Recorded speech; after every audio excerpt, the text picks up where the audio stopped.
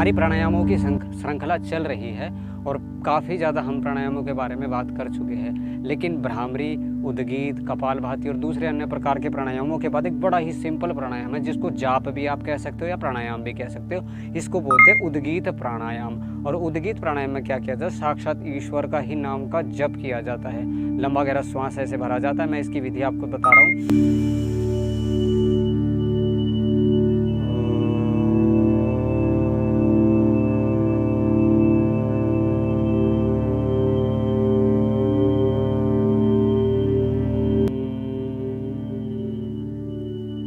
तस्य वाचकः प्रणव तज्जपस्तदर्थ भावनम। उस ईश्वर का जो वाचक है वह ओमकार है और उसकी भावना करके ऐसे ओमकार और उद्गीत का ऐसे जप करते हुए ये प्राणायाम करना चाहिए। इस प्राणायाम को करने से हमने ये तक भी सुना है कि इस प्राणायाम को करने से जिनको कैंसर की बीमारी हो जाता है इसका वो 1000 बार लाख बार जप करते हैं और अपनी बीमारी से उभर जाते हैं और अपने अंदर भीतर उतर जाते हैं इस ओमकार के जप के माध्यम से। और योग दर्शन के अंदर तो ये लिख दिया है कि इस मात्र सिर्फ ओमकार का जप करने से उसको ईश्वर के दर्शन हो जाते हैं। और व्याधि स्त्यान संशय प्रमाद आलस्य विरति भ्रांति दर्शन अलब्ध भूमिकत्व अनवस्थितत्वानि चित्त विक्षेपास्ते इंद्राय। हमारे चित्त के अंदर जितनी भी उथल पुथल होने वाली है और हमारी जितनी भी समस्या है उस एक ओमकार के जप से इनका समाधान होने लगता है। तो ये प्राणायामों की श्रृंखला में एक प्राणायाम है और बड़ा ही आसान है। इसकी विधि आपको ध्यान रखनी और इसको करना है। और करना कैसे मैं आपको बताता हूँ, डिटेल में ही बताता हूँ। तो लंबा गहरा इसमें श्वास भरना है,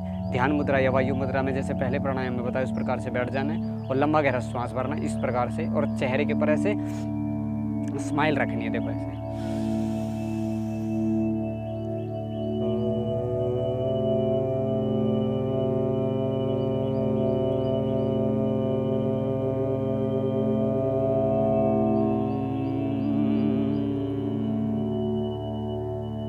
15 सेकंड का और 5 सेकंड का उकार और मकार दोनों की ध्वनि को एक साथ करना है और इसको कहेंगे उद्गीत प्राणायाम। और इसको 1 बार 2 बार 3 बार 4 बार 5 बार 10 बार 15 बार 25 बार 50 बार।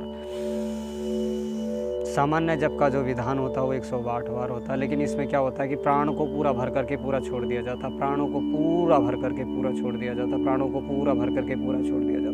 विधि, समय, निरंतरता और एकाग्रता के साथ किया गया प्राणायाम ही लाभ करता है। सिर्फ मात्र एक ओमकार का जप करने मात्र से आपको शांति प्राप्त होने लगती है। योगी जन करते क्या थे, वो प्राणायाम का अपने चित्त को साधने के लिए प्राणायाम का सहारा लेना पड़ता था। प्रच्छर्दन विधारणाभ्याम व प्राण से इन प्राणों के सहारे से अपने चित्त को नियंत्रित करते थे। इसी को महर्षि पतंजलि ने श्लोक के रूप में यानी कि सूत्र के रूप में योग दर्शन के अंदर यही बात लिखी है कि प्राणायाम से मन को नियंत्रित किया जा सकता है, लेकिन प्राणायाम को विधि पूर्वक करें तब। तो ये उद्गीत प्राणायाम एक बार मैं फिर इसकी विधि बता देता हूँ। अगर किसी प्रकार का कोई कन्फ्यूजन है तो आप मुझे कमेंट सेक्शन में कमेंट करके बता देना। अगर किसी को समझ में नहीं है तो मैं फिर उसको वहाँ पर्सनली भी बता दूंगा। मैंने उसमें व्हाट्सअप नंबर भी डाल रखा। तो ऐसे लंबा गहरा श्वास भरना है।